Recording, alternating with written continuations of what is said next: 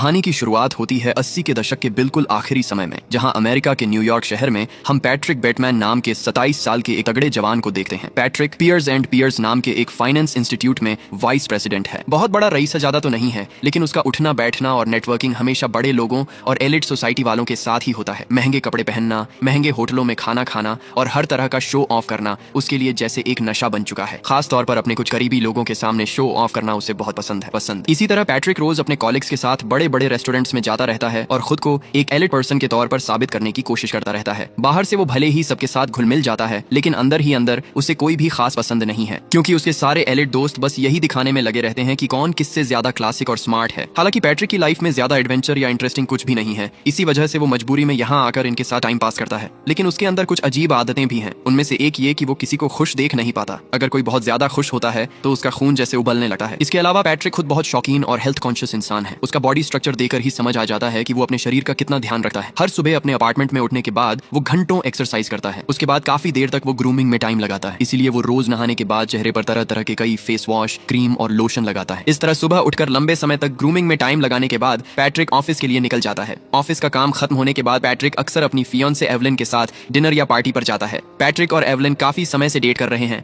और उनकी एंगेजमेंट भी हो चुकी है, लेकिन पैट्रिक फिलहाल अपनी करियर पर फोकस करना चाहता है, शादी बाद में करना चाहता है। इसके अलावा उसकी फियांसे एवलिन की ज्यादा बोलने वाली आदत की वजह से पैट्रिक उससे थोड़ा इरिटेट भी रहता है। साथ ही पैट्रिक को शक है कि एवलिन का उसके दोस्त टिमोथी के साथ अफेयर चल रहा है। इधर पैट्रिक खुद भी एवलिन की दोस्त कोर्टनी के साथ अफेयर में है। मतलब दोनों एक दूसरे को दोनों तरफ से धोखा दे रहे हैं। पूरे के पूरे प्रो प्लेयर हैं। असल में एवलिन पर शक और जलन की वजह से ही पैट्रिक कोर्टनी के साथ अफेयर में पड़ता है। इस तरह बिजनेस अफेयर्स और अय्याशी के बीच पैट्रिक की जिंदगी चल रही थी। एक दिन पैट्रिक कोर्टनी के साथ अकेले टाइम बिताने के लिए उसे डिनर पर ले जाना चाहता है। कोर्टनी पहले मना कर देती है, लेकिन जब पैट्रिक उसे शहर के सबसे लेविश रेस्टोरेंट डोर्सिया ले जाने की बात करता है तो कोर्टनी तुरंत खुशी खुशी मान जाती है। हालांकि वीआईपी रेस्टोरेंट डोर्सिया में रिजर्वेशन के लिए कम से कम 2 महीने पहले से बुकिंग करनी पड़ती है, लेकिन ओवर कॉन्फिडेंट होकर जब पैट्रिक वहां कॉल करके कल के लिए रिजर्वेशन मांगता है तो उधर से उसे साफ साफ मना कर दिया जाता है। अब जब कोर्टनी से कह ही दिया गया था तो क्या किया जाए, इसलिए चालाकी से पैट्रिक पहले कोर्टनी को बहुत ज्यादा ड्रिंक्स पिलाता है, फिर उसे किसी दूसरे रेस्टोरेंट में ले जाकर वही डोर्सिया बताकर चला देता है। बहुत ज्यादा नशे में होने की वजह से कोर्टनी को कुछ भी समझ में नहीं आता। अगले दिन पैट्रिक ऑफिस का काम खत्म करने के बाद अपने दोस्त और कॉलिग लुइस के साथ बातचीत कर रहा होता है। तभी वहां उसका एक कॉलिग आता है जिसका नाम पॉल एलन होता है। पॉल बताता है कि उसने एक नया विजिटिंग कार्ड बनवाया है जिसकी क्वालिटी कमाल की है।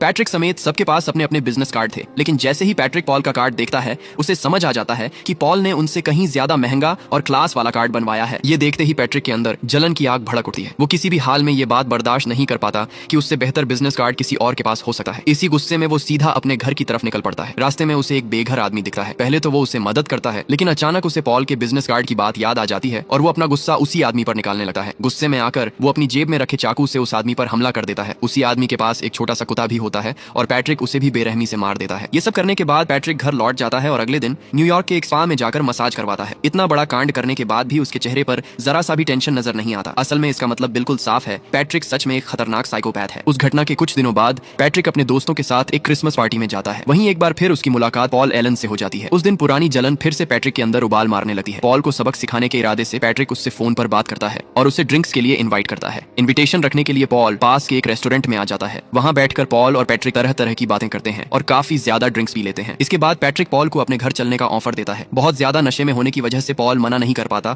और दोनों पैट्रिक के लेविश अपार्टमेंट में पहुंच जाते हैं। यहाँ दिखाया जाता है कि पैट्रिक ने अपने सारे फर्नीचर कागज से ढक रखे हैं, बिल्कुल वैसे जैसे घर में पेंट करते समय किया जाता है। उसने ऐसा क्यों किया है ये थोड़ी देर बाद साफ हो जाता है। पैट्रिक पॉल को सोफे पर बैठाता है, म्यूजिक चलाता है और खुद एक प्लास्टिक का रेनकोट पहन लेता है। फिर वो नशे में डूबे पॉल के सामने म्यूजिक की धुन पर नाचने लगता है। जब पॉल पूरी तरह बेसुध हो जाता है तब पैट्रिक अपने कमरे से एक नई चमचमाती और खौफनाक कुल्हाड़ी लेकर निकलता है और पॉल को कुछ समझ में आए उससे पहले ही उस पर टूट पड़ता है। बस कुछ ही सेकंड में पॉल अपनी जान गंवा देता है और पैट्रिक का पूरा शरीर उसके खून से भीग जाता है। रेनकोट पहनने और फर्नीचर ढकने का सिर्फ एक ही मकसद था, ताकि पॉल के खून के छींटे उसके घर को खराब न कर दें। सोचो जरा, पैट्रिक बेटमैन किस लेवल का साइको किलर है। मार काट खत्म करने के बाद पैट्रिक एक सिगरेट जलाता है ताकि खुद को थोड़ा शांत कर सके। फिर वो पॉल की बॉडी को एक बैग में भरता है और उसे घसीटते हुए बाहर ले जाता है उसे ठिकाने लगाने के लिए। लाश को घसीटते हुए जब पैट्रिक गाड़ी में डाल ही रहा होता है तभी अचानक उसकी मुलाकात लुइस से हो जाती है। इससे पैट्रिक थोड़ा घबरा जाता जाता है, लेकिन वो खुद को संभाल लेता है और गाड़ी लेकर वहाँ से निकल जाता है पॉल की लाश को ठिकाने लगाने के लिए। पॉल की डेड बॉडी फेंकने के बाद पैट्रिक सीधे पॉल के अपार्टमेंट पहुंचता है। उसका मकसद होता है ये दिखाना कि पॉल किसी इमरजेंसी काम से लंदन गया है। पॉल को मारने के बाद पैट्रिक उसकी जेब से चाबी चुरा चुका था। उसी चाबी से दरवाजा खोलकर वो अंदर जाता है। फिर वो एक सूटकेस निकालता है और उसमें कुछ कपड़े और पासवर्ड डाल देता है। इसके बाद वो पॉल के टेलीफोन आंसरिंग मशीन पर पॉल की आवाज की नकल करके एक वॉइस नोट छोड़ता है। उसमें वो पॉल बनकर उसकी गर्लफ्रेंड मेरिडिथ को कहता है, मैं लंदन जा रहा हूँ, लौट कर तुम्हें कॉल करूंगा। इस तरह पॉल की मौत को छुपाने के बाद पैट्रिक पूरी तरह शांत हो जाता है और दोबारा अपने ऑफिस के काम में लग जाता है। लेकिन उसी दिन अचानक उसकी पर्सनल सेक्रेटरी जीन आकर बताती है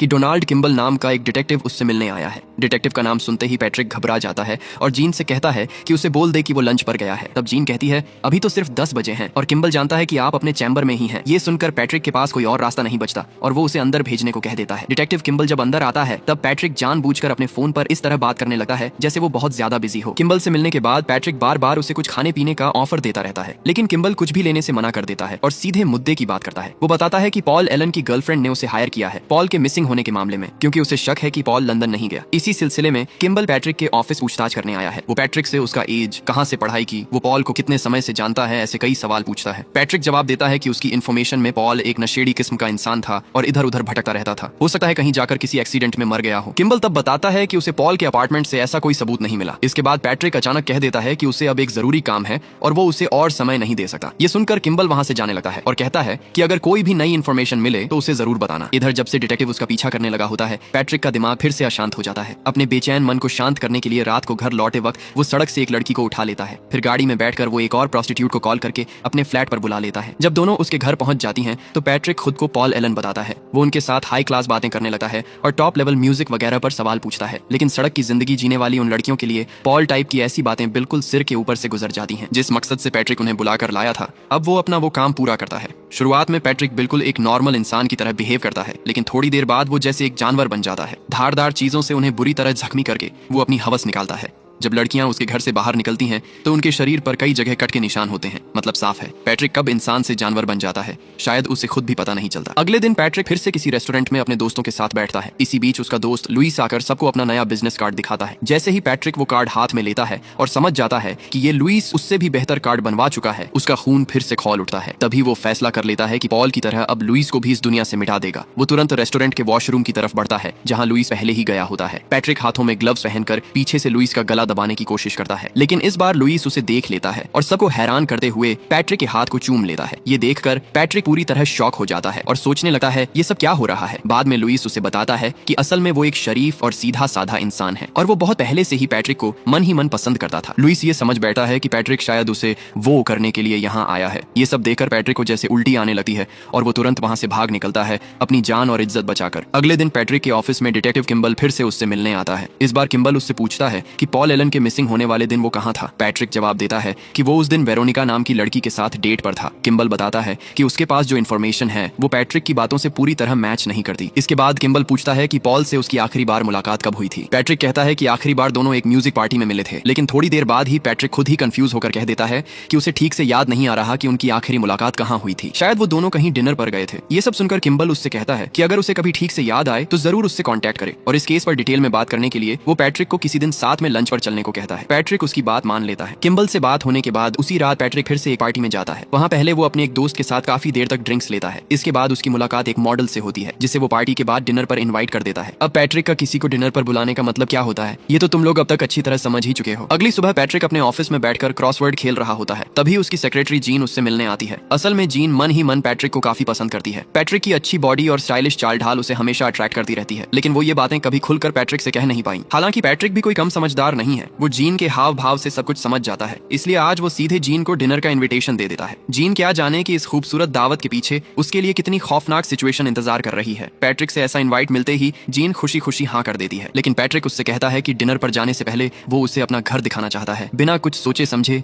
जीन इसके लिए भी राजी हो जाती है। उसी रात तय समय पर जीन पैट्रिक के अपार्टमेंट पहुंच जाती है। वहां आकर वो अपने प्यार को लेकर काफी थ्रिल और एक्साइटमेंट फील करने लगती है। पैट्रिक उसे वेलकम करने के बाद फ्रिज खोलकर ड्रिंक्स निकालने जाता है। तभी हमें एक बेहद डरावना सीन सीन देखने को मिलता है। वही लड़की का कटा हुआ सिर जिसे कुछ दिन पहले पैट्रिक ने पार्टी में डिनर पर बुलाया था। सच बताऊं तो पूरी मूवी में ये सीन देखकर रोंगटे खड़े हो जाते हैं। खैर, पैट्रिक फ्रिज से ड्रिंक्स निकालकर जीन को देता है, फिर एक ड्रॉअर खोलता है। उस ड्रॉअर के अंदर कई चाकू और तरह तरह की धारदार चीजें रखी होती हैं। जीन दूसरी तरफ मुंह करके बैठी होती है, इसलिए उसे इनमें से कुछ भी दिखाई नहीं देता। पैट्रिक जीन से तरह तरह के सवाल पूछते हुए उसे अपनी बातों में उलझाए रखता है, फिर चालाकी से वहां से एक चाकू उठा लेता है। जब पैट्रिक एक और अलमारी खोलकर डक्ट टेप निकालता है तो जीन पूछती है कि वो ये टेप किस लिए है। पैट्रिक जवाब देता है कि उसे कुछ चीजें पैक करनी थी, मतलब जीन को मारने के बाद उसी से उसे लपेटेगा। इसके बाद वो फिर से जीन को बातों में लगाए रखता है और अलमारी के अंदर से एक नेल गन निकाल लेता है। नेल गन को वो अपनी पीठ के पीछे छुपाकर जीन के सिर पर तान देता है। जीन सामने की तरफ मुंह करके बैठी होती है, इसीलिए उसे कुछ भी दिखाई नहीं देता। जैसे ही पैट्रिक नेल गन चलाने वाला होता है, अचानक उसका आंसरिंग मशीन बज उठता है। उसमें एवेलिन का मैसेज सुनकर जीन समझ जाती है कि पैट्रिक का एवेलिन के साथ अब भी अफेयर चल रहा है, यानी पैट्रिक ने उसे अपने मतलब के लिए यहाँ बुलाया था। ये सब सुनते ही जीन का चेहरा उतर जाता है। जीन की उदासी देखकर पैट्रिक रुक जाता है और उसे मार नहीं पाता।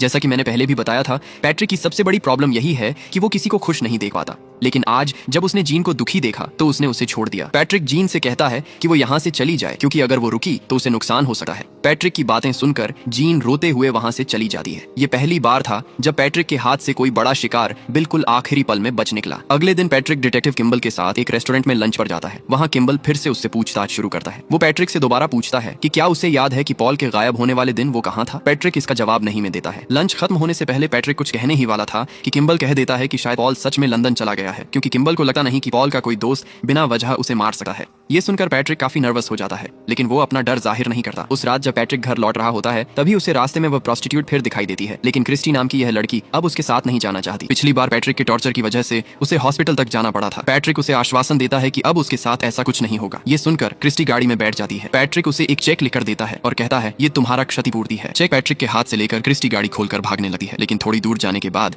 पैट्रिक के हाथ में पैसे का बंडल देकर लालच में वो वापस आ जाती है। लालच में आकर क्रिस्टी फिर से पैट्रिक के अपार्टमेंट चली आती है। इस बार पैट्रिक पिछली बार की तरह और एक लड़की को बुलाता है जिसका नाम एलिजाबेथ है। ये एलिजाबेथ पैट्रिक की दोस्त है और पैट्रिक क्रिस्टी को अपने कजिन के रूप में पेश करता है। दोनों को साथ बैठाकर पैट्रिक थोड़ी देर तक उनसे गंभीर बातें करता है। फिर वही मकसद पूरा होता है जिसके लिए उन्हें वहां लाया गया था पूरी रात। आखिरकार रात के अंत में क्रिस्टी देखती है कि पैट्रिक एलिजाबेथ का मुंह दबाकर मारने वाला है। ये देखते ही क्रिस्टी डर के मारे वहां से भागने लगती है, लेकिन तब तक पैट्रिक एलिजाबेथ को मार चुका होता है और नग्न अवस्था में हाथ में चेन लेकर क्रिस्टी की तरफ टूट पड़ता है। क्रिस्टी भागते भागते पैट्रिक के अपार्टमेंट के उन कमरों में घुस जाती है जहां हर जगह महिलाओं के कटे हुए शव पड़े होते हैं। खून से सने शरीर और कटे हुए अंग देखकर क्रिस्टी डर के मारे चिल्ला उठती है। तभी पैट्रिक वहां आ जाता है और उस चेन से क्रिस्टी को मारना शुरू कर देता है, लेकिन क्रिस्टी उसे एक जोरदार लात मारकर दौड़ा देती है और चिल्लाते हुए भागने लगती है। वह पागलों की तरह अपार्टमेंट की हर दरवाजा धक्का देती है और आखिरकार एक दरवाजा खोलकर सीढ़ियां ढूंढ लेती है। जान बचाने के लिए वह सीढ़ियों से तेजी से नीचे दौड़ने लगती है, लेकिन पैट्रिक तब तक सीढ़ियों के ऊपर पहुंच चुका होता है और इंतजार करता है कि क्रिस्टी कब फ्लोर तक पहुंचेगी। क्रिस्टी वहां पहुंचने ही वाली थी कि पैट्रिक ने अपनी चेन को ऊपर से गिरा दिया। जोरदार आवाज के साथ चेन क्रिस्टी के पेट पर गिरती है और उसे दो हिस्सों में बांट देती है। ऊपर से ये देखकर पैट्रिक खुशी से चीख पड़ता है और शैतानी हंसी छोड़ता है। एक एक करके पैट्रिक ने कई लोगों को मार डाला है और अब वो पहले से भी ज्यादा बेपरवाह हो गया है। एक दिन पैट्रिक लोकल एटीएम पर अपने पैसे निकालने जाता है। वहाँ पैसे निकालते समय उसने पास में एक बिल्ली देखी और उसे गोद में उठा लिया। अचानक एटीएम मशीन में उसके पैसे फंस जाते हैं और स्क्रीन पर एक मैसेज आता है, फीड मी एंड स्ट्रेट, यानी उसके आसपास सब कुछ उल्टा पुल्टा हो रहा है। फिर पैट्रिक उस बिल्ली को मारने के लिए अपना बंदूक निकालने लगता है और उसी समय एक वृद्ध महिला ये सब देख लेती है और चीख पड़ती है।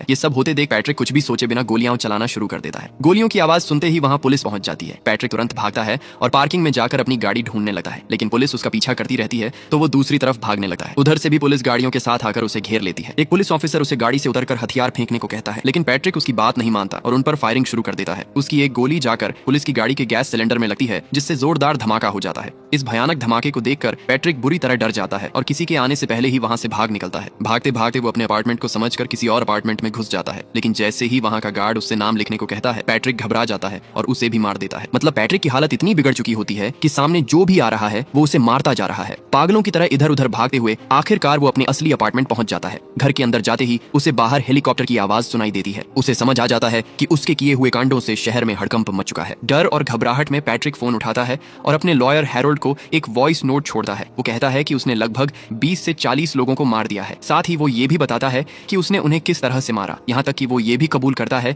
कि उसने कुछ विक्टिम्स के बॉडी पार्ट पकाकर खाए हैं। अपने लॉयर को ये सब बताने का उसका मकसद सिर्फ यही होता है कि शायद उसका लॉयर उसे बचाने के लिए कोई रास्ता निकाल सके। इसके बाद पैट्रिक अपने लॉयर हैरोल्ड को बताता है कि वो अगले दिन उसके साथ किसी बार में मिलना चाहता है। इसके मुताबिक अगले दिन सुबह उठकर एक्सरसाइज और नहा धोकर पैट्रिक पॉल एलन के अपार्टमेंट की तरफ निकलता है, लेकिन वहां पहुंचकर वह देखता है कि पॉल एलन का घर पूरी तरह खाली है और उसे बिकने के लिए रखा गया है। जब पैट्रिक अपार्टमेंट में इधर उधर देख रहा होता है तभी एक महिला आती है और बताती है कि यह अपार्टमेंट बिक गया है। वह महिला पैट्रिक की तरफ कुछ अजीब नजर से देखती है और कहती है कि वह फिर कभी इस अपार्टमेंट में कदम न रखे। ये सब पैट्रिक को थोड़ा अजीब लगता है, लेकिन फिर भी वह ज्यादा कुछ न कहकर वहां से निकल जाता है और अपनी सेक्रेटरी जीन को फोन करता है। फोन पर रोते हुए वह जीन को बताता है कि आज वो ऑफिस नहीं आ पाएगा। पैट्रिक की आवाज सुनकर जीन काफी चिंतित हो जाती है। वह बार बार पूछती है कि पैट्रिक कहाँ है और उसके साथ क्या हुआ, लेकिन पैट्रिक कोई जवाब दिए बिना फोन रख देता है। फोन रखे जाने के बाद जीन अचानक पैट्रिक के डेस्क की तरफ जाती है। डेस्क का ड्रॉअर खोलकर जीन को एक डायरी दिखाई देती है और उसे देख जीन के होश उड़ जाते हैं। डायरी में जीन को कई चित्र दिखाई देते हैं जिनमें हर एक में मानव शरीर के अंगों को छेदा या काटा हुआ दिखाया गया है। साथ ही इसमें लोगों को मारने के तरीके और मृत लाशों की फोटो भी बनी हुई है। जीन को तुरंत समझ में आ जाता है कि पैट्रिक कोई साधारण इंसान नहीं है, क्योंकि वो वास्तव में एक साक्षात साइको किलर है। वहीं दूसरी तरफ पैट्रिक उस दिन ऑफिस नहीं गया, लेकिन अपने दोस्तों के साथ पार्टी में जरूर पहुंचता है। वहां दोस्तों के साथ थोड़ी देर बातें करने के बाद वह अपने लॉयर हैरोल्ड को देखता है। पैट्रिक हैरोल्ड के पास जाकर पूछता है कि क्या उसने पैट्रिक का पिछली रात वाला मैसेज देखा। ये सवाल सुनकर हैरोल्ड हंस पड़ता है और कहता है, तुम्हारा कल का जोक तो बहुत फनी था। यानी हैरोल्ड ने पैट्रिक की बातों पर बिल्कुल भरोसा नहीं किया और सब कुछ मजाक समझ लिया। पैट्रिक ये सुनकर काफी फ्रस्ट्रेट हो जाता है और उसे समझाने की कोशिश करता है कि असल में उसने पॉल एलन और बाकी लोगों को मार डाला है, लेकिन हैरोल्ड उसकी कोई बात मानने को तैयार नहीं है और कहता है कि उसने पॉल से 10 दिन पहले लंदन में मुलाकात की थी। ये सुनकर पैट्रिक पूरी तरह परेशान हो जाता है, क्योंकि उसने तो पॉल को हाथ से काटकर मार डाला था, तो पॉल अब भी कैसे जिंदा है। साथ ही इतने सारे लोगों को मारने के बाद भी पुलिस ने उसे क्यों अभी तक घेर नहीं लिया। ऐसे सारे सवालों का जवाब पैट्रिक कोई भी तरह नहीं ढूंढ पाता, लेकिन हमें ये समझ में आ जाता है कि दरअसल पैट्रिक बेतमान ने जिन लोगों को मार डाला वो सब उसकी हेलुसिनेशन थी। मतलब जिन लोगों को पैट्रिक बिल्कुल पसंद नहीं करता था या जिन्हें वो मारना चाहता था, उन्हें उसने अपने सपनों मन में मार डाला और खुद को संतुष्ट किया। ये सब सिर्फ उसकी मन की भयानक सपनों थी, लेकिन इतनी भयंकर सपनों में भी जो कुछ पैट्रिक सोच सकता है वो शायद अगर चाहे तो वास्तविक दुनिया में भी कर सकता है।